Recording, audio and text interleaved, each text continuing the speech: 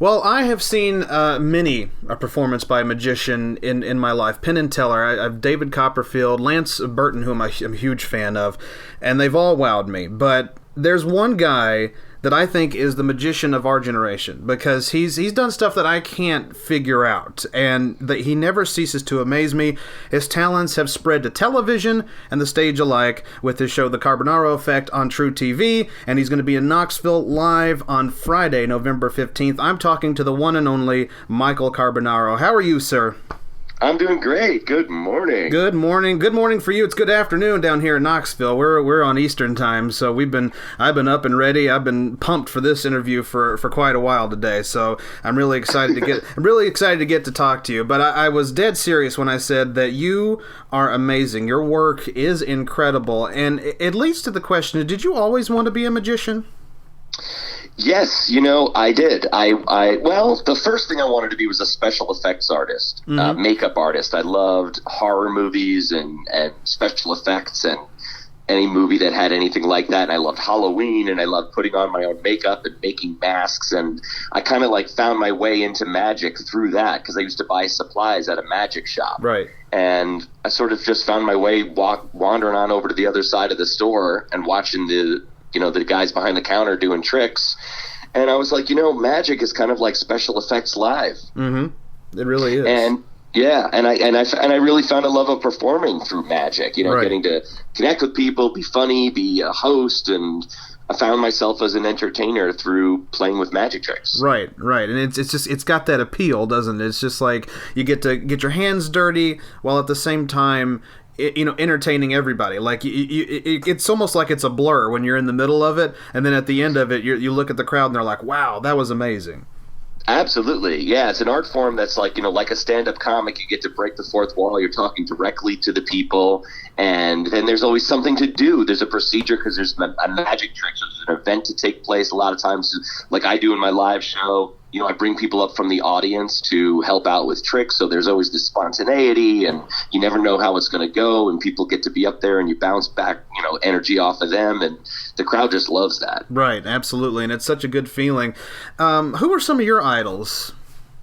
I learned how to become an entertainer from David Copperfield, man. I mean, I used to watch him and wait for his show every single year, and he was the guy that would. Here he was talking to a crowd, and, sometimes his illusions would be really serious and totally mind-boggling, and then he'd just be a total ding-dong and be, goofy with the crowd and make people laugh and go out into the audience up on stage and just change costumes and have, different numbers, and I was like, wow, what a cool world that was. He was like my Fred Astaire of the generation, to watch and be like, I want to do that, and I just started emulating him and kind of found my own voice through really following that format. Absolutely, yeah. And but I'm a huge fan of, like you said before, man, Penn and Teller, huge fan of them. So it was kind of like bouncing back and forth between Copperfield and Penn and Teller as a kid. And then, I've got a lot of guys out there that I like now. I think Blaine is super awesome. And there's some really great comic magicians, Derek Hughes and Derek Delgadio, just guys that are doing kind of really wild, unique things in the magic field.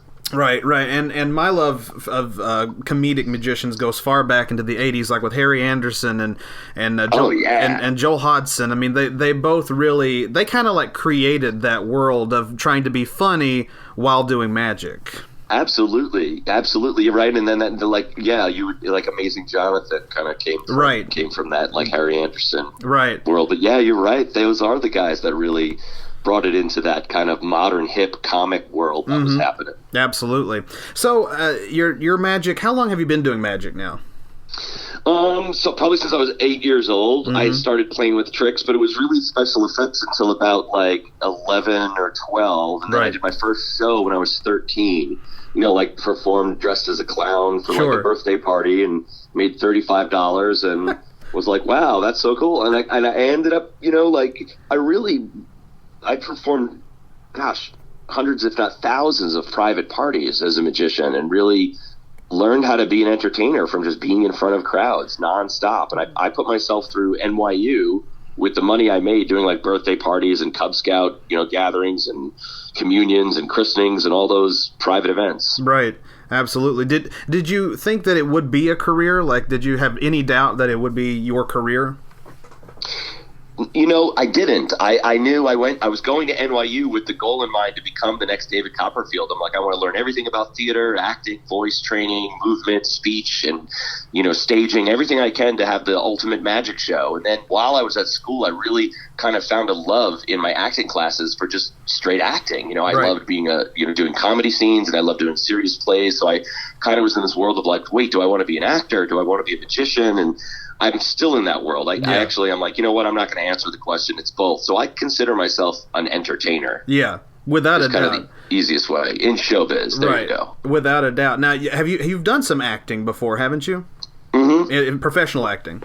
That's right. Yeah, I did a bunch of stuff in Manhattan, some plays, some serious dramas and stuff, and I did on TV. I've been on, a bunch of things like Law and Order and CSI and Wizards of Waverly Place and a bunch of other TV shows. Now, on SVU and CSI, did you play the bad guy? Did you play a suspect? Who did you play? I did. I was the bad guy. Really? Yeah, you wouldn't think. One of the nicest guys on television playing an evil person. That doesn't make... Right, I know, showing range. Right, it doesn't fit, but I can see that, though. That's fun. So, how did you get the TV show? How did that come about? Well, I started performing magic segments on The Tonight Show with Jay Leno. And, I had loved Hidden Camera as a kid. I loved Candid Camera. It was one of my all-time favorite shows. I got the DVD set and watched every single episode of that. And I just loved that. I loved the show Scare Tactics, which I kind of devised a show like Scare Tactics myself before that show even came out. Really? Where I was like, I could use special effects to like make people believe in real things out in the world. And then Scare Tactics came out and I'm like, oh man, they're doing that. I'm like, but I could do that with like a little bit more magical, where there's actual things that are like, it's not just like a scare, but like, how is this happening? Right. I ended up doing kind of a small version of that on The Tonight Show, which was really simple, just being in a convenience store and being the cashier and just performing tricks without the people knowing that there were tricks going on. And that was sort of the formula for exploring all those little things I had come up with as a kid and finding ways to expand that into the TV show. I met the right producer, and he had seen me on The Tonight Show, and we talked about it, and I was like, I've got tons of ideas since I was a kid about bigger things to do with this world. And we just gave it a shot. TruTV thought it looked really cool, and boom, 5 seasons in, 108 episodes already. I can't believe it. That's incredible. That's awesome. It's so many. I can't believe. If you had asked me right when they said, I was going to sign a contract to do a TV show, Hidden Camera Magic, I would have told you that if I put my mind to it, I could probably make 8 really solid episodes of Hidden Camera Magic. Right. And then all of a sudden 108, and I can't believe it. And you know what? They're still good. Absolutely.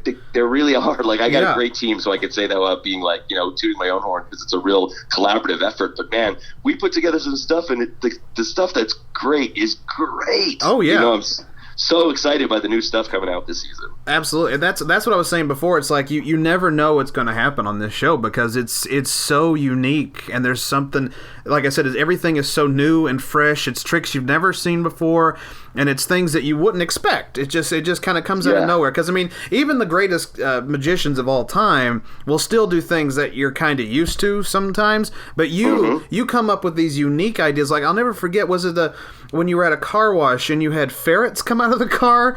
That's right. Yeah, it was like, oh my God, how does that even work? Like, that was incredible. And you convinced. What I love about your work is that you convince these people that these things happen and that they are real. It's real moments in life. And now when I do a live theater show, obviously, like when I'm coming to Knoxville to perform, I get a great vibe of people because the show draws lots of people say like, oh my God, it's the only show I can watch with my kids. It's the only show we watch together. We bond over watching your show, and I get those crowds to come to the show. So it's like a really awesome vibe out there. The energy is amazing. Yeah. And obviously they know I'm a magician, so that changes the game. Yeah, absolutely. But it doesn't stop me from lying. No. It doesn't stop me from tricking them.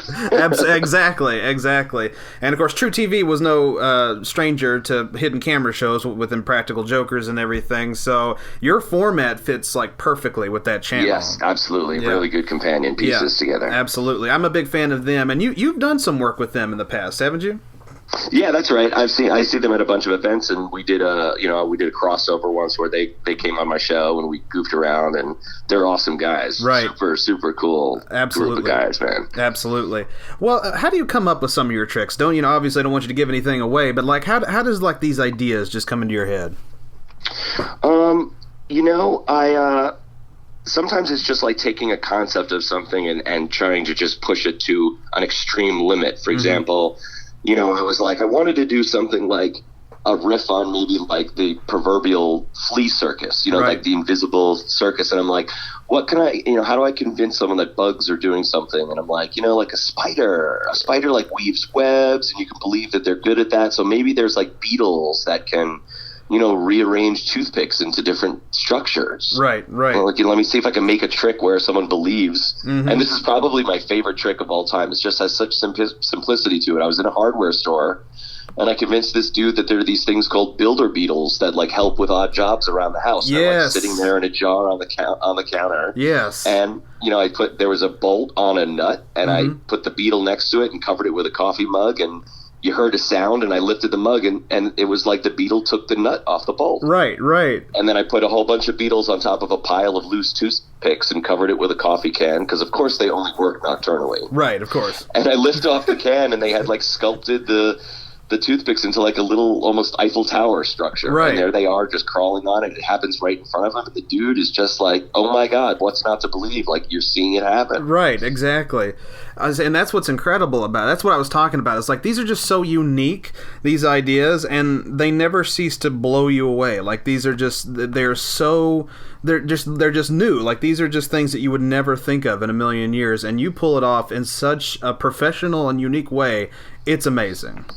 Thanks, man. You're welcome. You're most welcome. Let's see. What else we got here? What else can we talk about? Well, you mentioned that was one of your favorite tricks. Do you have any other favorite tricks?